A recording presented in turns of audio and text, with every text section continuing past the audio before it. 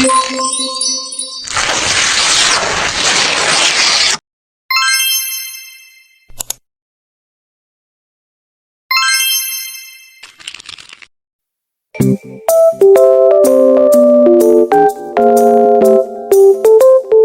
warahmatullahi wabarakatuh. Perkenalkan, saya ketua dari kelompok 2 ingin membacakan suatu materi yang berjudul Proses Masuknya Islam ke Indonesia. Ya, baik, langsung saja ke materi yang pertama, yaitu agama Islam pertama kali lahir di Mekah, Arab Saudi. Para pemeluknya menyebarkan agama Islam lewat berbagai jalur. Salah satu teori menyebutkan bahwa agama Islam di Indonesia masuk lewat jalur perdagangan. Ketika Islam menyebarkan agama dan kebudayaannya ke Indonesia, prosesnya cenderung berjalan dengan damai. Karena itu, raja ingin rakyat biasa menerimanya dengan hangat. Selain perdagangan, ada saluran lain yang menyebabkan agama Islam dapat masuk dan berkembang di Indonesia. Saluran tersebut diantaranya adalah saluran perkawinan, pendidikan, dan seni budaya. Ada teori yang menyebutkan tentang asal menyebar Islam di Indonesia, yaitu teori Gujarat, teori Arab, dan teori Persia. Teori Gujarat ini diajukan oleh kalangan sejarawan Belanda seperti Jan Nevel, Snoek Horgorange, dan John Yerre. Menurut teori ini, penyebar Islam di Indonesia berasal dari Gujarat, India, antara abad ke-7 hingga abad ke-13 Masehi. Kalangan yang berperan khususnya adalah para pendatang. Sejak abad ke-7, mereka telah memeluk Islam dan di tengah kegiatannya berdagang, mereka turut mengenalkan agama Islam termasuk di Indonesia. Sementara itu, teori Arab diajukan oleh Jacob Cornels, Van Leur, dan Buya Hamka. Teori ini menyebutkan bahwa pengaruh Islam dibawa langsung oleh pedagang Arab sekitar abad ke-7. Teori Arab didukung dengan adanya pemukiman Islam di Barus, pesisir barat Sumatera.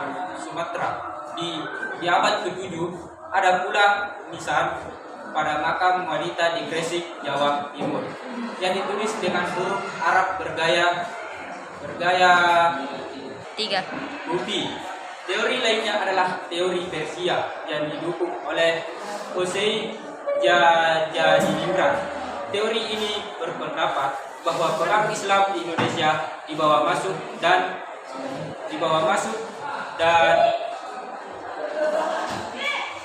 oleh orang-orang Persia sekitar abad ke-13. Argumen yang diajukan oleh teori ini adalah terdapat kesamaan budaya dan tradisi yang berkembang di antara masyarakat Persia dan Indonesia, seperti peringatan 10 Muharram, kesamaan ajaran Sufi, kesamaan seni kaligrafi pada nisan makam, dan terdapat perkumpulan larang yang sempat menjadi perintis penyebaran Islam di Jawa. Perkembangan agama Islam di Indonesia semakin pesat dengan berdirinya kerajaan-kerajaan Islam. Perkembangan kerajaan Islam di Indonesia berlangsung antara abad ke-13 hingga abad ke-18. Kerajaan tersebut dapat dibagi berdasarkan lokasi pusat pemerintahan mereka, yaitu di Sumatera, Jawa, Sulawesi, dan Maluku. Kerajaan Islam yang didirikan pertama kali adalah Kerajaan Perlak. Bukti sejarah yang menunjukkan terdapat masyarakat dan kerajaan Islam dilaporkan oleh Marco Polo dari Venesia yang sehingga di Kerajaan Perlak dalam perjalanan pulang ke Italia tahun 1292. Di Perlak, Marco Polo juga menjumpai adanya pendudukan yang telah memeluk Islam dan pedagang Islam dari India yang menyebarkan agama Islam. Menyusul Kerajaan Perlak berdiri pula Kerajaan Samudra Pasai.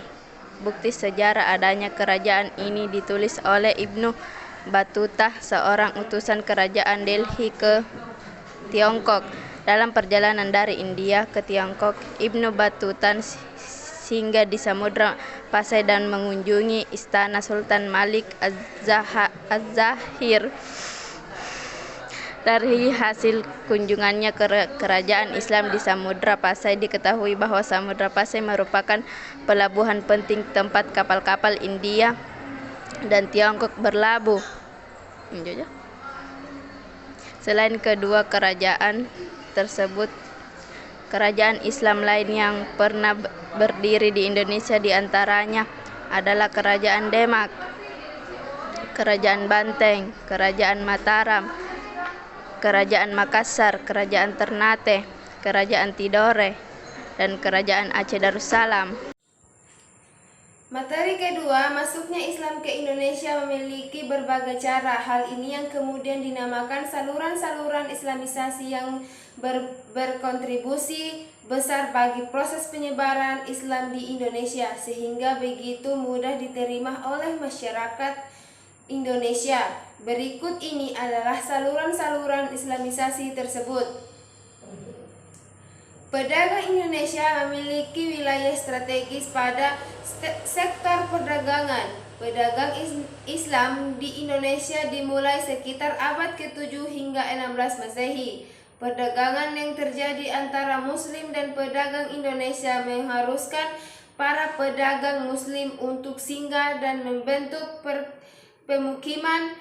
Dari sinilah dinamakan kegiatan dakwah dan pendidikan informal mengenai Islam yang kemudian mempermudah Islamisasi di Indonesia.